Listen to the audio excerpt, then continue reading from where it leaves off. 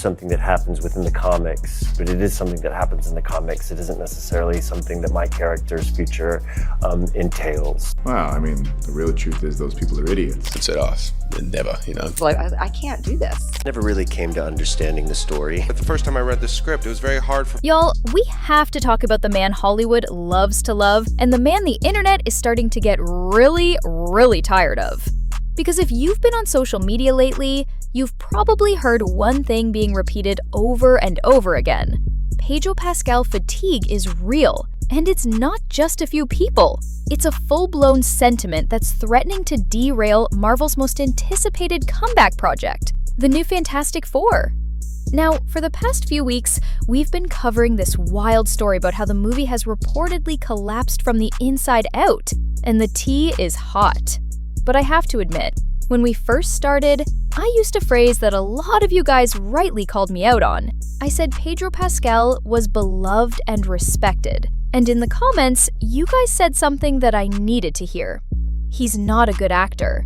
He's also detested by millions too. Pedro is no Robert Downey Jr. He's a woke ass joke.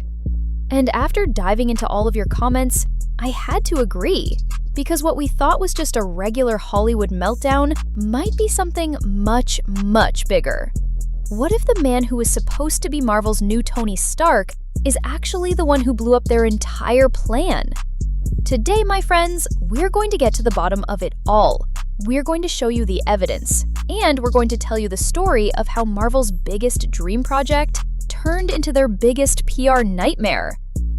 But first, let's go back to the beginning, when Marvel had the perfect plan and the perfect cast. Almost. Whether they like it or not, they're never getting rid of it. Marvel needed a win badly. After a series of misfires, lukewarm sequels, and a general feeling of superhero fatigue, the studio was desperately looking for a home run. And on paper, the Fantastic Four was supposed to be it. The cast was perfect. Or so we thought. Vanessa Kirby, fresh off an Oscar nomination, was cast as the brilliant Sue Storm. Joseph Quinn, the breakout star from Stranger Things, was set to play the charismatic Johnny Storm. Ebon Moss-Bachrach, the scene stealer from The Bear, was Ben Grimm. And then, the big get, the star who would hold it all together, Pedro Pascal as Reed Richards. The internet's golden boy, the man who was supposed to be able to carry a galaxy on his back, the new face of the MCU. Marvel was so confident, so ready to roll out this project. But while the public was celebrating, behind the scenes, the cracks were already starting to show. Sources close to the production claim that even during early rehearsals, tension began to rise. It wasn't over costumes or script changes, it was about control. Specifically, how much control one actor would have over the direction and tone of the entire film. And according to insiders, that actor was Pedro Pascal. The drama, my friends, all came to a head at the final script's table read. This was supposed to be a celebratory moment, a final read-through where the cast, director, and executives would all align on the vision. Instead, it reportedly turned into a silent war zone.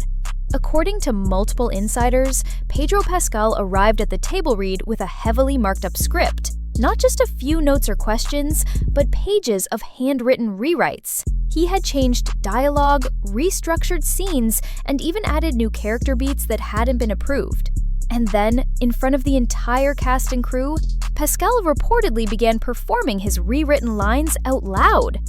The script had been changed to shift the focus from a team dynamic to what insiders called the Pedro Pascal Show, a one-man play centered around Reed Richards' internal struggles. The director, Matt Shakman, tried to steer things back on course, asking Pascal to stick to the agreed-upon script.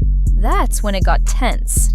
Pascal reportedly pushed back openly, challenging notes, and even cutting off a fellow actor mid-sentence. That's when the final line was delivered that reportedly ended everything. A crew member claimed that Pascal turned to the director and said, "If this is just going to be another cookie-cutter Marvel flick, then I'm wasting my time."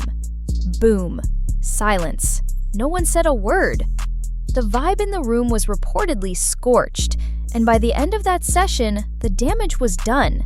The cast walked. All of them. Not in a dramatic outburst, but with a quiet finality.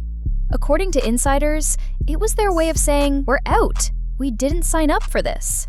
Marvel executives were reportedly stunned, and from that moment forward, the Fantastic Four reboot stopped being a dream project and started becoming Marvel's biggest PR nightmare.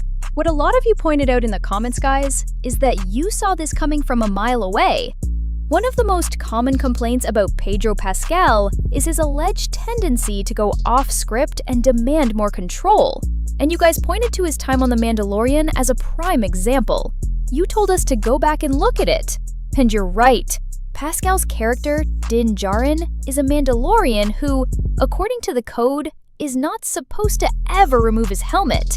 But over the course of the show, Pascal was reportedly so insistent on showing his face that his helmet was being removed more and more often. Y'all, he even wanted his face shown so much that he tried to do it with a body double. So, is it really that shocking that a man who couldn't keep his helmet on is now demanding to rewrite an entire script to make himself the center of attention? As one of you said, this is what happens when you put the same so-called actor in every role and let him say whatever he wants without any consequences. So, with that in mind, my friends, let's get into the awkward interviews, because this isn't just a behind-the-scenes rumor. The awkwardness was so real that you didn't need to be an insider to see it. All you had to do was watch the press tour. You can see it right here. They're supposed to be celebrating the film, but Pedro Pascal reportedly dominates every question, steering the conversation back to his deep emotional interpretation of Reed Richards. The fun chat about cast dynamic slowly turns into a TED Talk on trauma and identity. Look at Vanessa Kirby. She's trying to be polite, but her polite smiles don't reach her eyes. Now look at Joseph Quinn. He's nervously chuckling through most of it, and you can literally hear him joking, "He won't leave me alone." At the time, we laughed, but now it feels like a cry for help hidden behind banter. And the awkwardness wasn't just in the interviews, it was on the red carpet too. There's a now viral photo where Pedro Pascal's hand lingered low on Vanessa Kirby's hip, leading to a huge online debate about what crosses the line between friendly and invasive.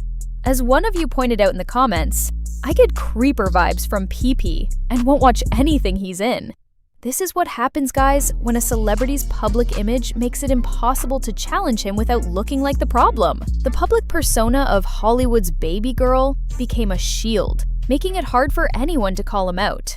So, as the tension grew, Marvel's PR team reportedly jumped into damage control. And then Pedro Pascal is for some reason Mr. Fantastic. Interview topics were restricted, press appearances were shortened, and any budding rumors were buried under vague explanations of scheduling conflicts. But the footage was already out there, and the cracks were too visible to ignore. And then came the final nail in the coffin. The final breaking point that wasn't dramatic or public. It was quiet, private, and irreversible. In an attempt to salvage the production, Marvel organized one last meeting, a private Zoom call with just the core cast, the director, and Pedro Pascal. Insiders say the mood was cautious but hopeful. People wanted a solution, a reset, but instead, they reportedly got a 20-minute monologue from Pascal, not about solutions, but about his vision for the Fantastic Four. He criticized the studio's storytelling, referenced Stan Lee's original intentions, and framed his own ideas as more authentic than the studio's. At first, the cast listened, but when Vanessa Kirby tried to respond calmly, Pascal reportedly cut her off with 4 words. "It's not about hierarchy, Vanessa. It's about message." And that was it. The conversation imploded. Joseph Quinn quietly left the call. Vanessa followed. By the end, it was just Pascal and a few stunned faces still on the screen. While Marvel never publicly commented, insiders say the decision was made that night. The original cast was done. The fallout was immediate. Marvel reportedly went into full-blown damage control, coming up with a 3-part plan to save the franchise. They gave the project a codename, Project Galileo. It's been a dream to join the MCU. The movie is called The Fantastic Four. I'll confess, I did all my stretching for real. Step 1 was to stall the story and blame any scheduling shakeups on industry strikes. Step 2 was to quietly replace the cast using the multiverse, introducing alternate versions of the Fantastic Four in post-credit scenes. Step 3 was to sideline Pedro Pascal without firing him, limiting his future involvement but stripping him of any leadership role. But the real insult to injury, guys, is that they reportedly erased the Doctor Doom character in favor of another Kang variant. Not for story reasons, but because of existing merchandise investment.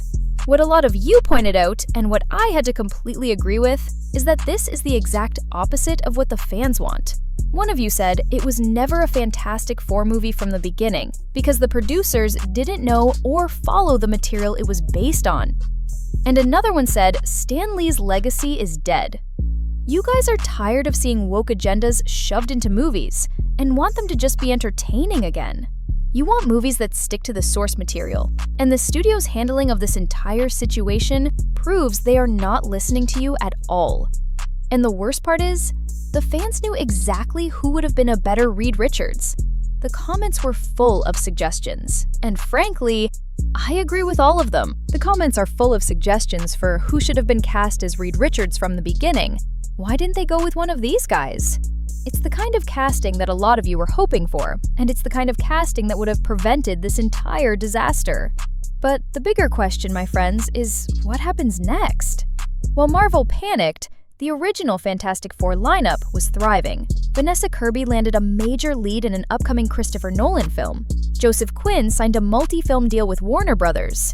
Ebon Moss-Bachrach is reportedly being courted for an A24 psychological drama. They've said nothing publicly, but that silence says everything. You only walk away from the MCU when you've decided the project and the person leading it aren't worth the chaos.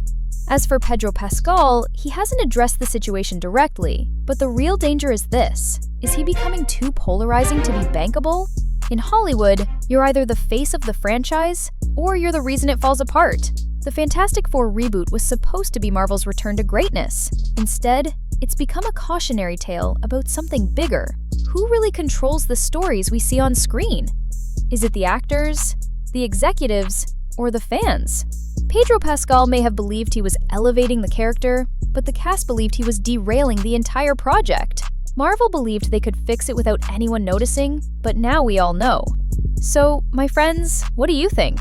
Was Pedro Pascal out of line, or was he fighting for something bigger than the studio could handle? Drop your thoughts in the comments, because the next chapter in this Marvel meltdown might be even messier. Peace out, Seshers!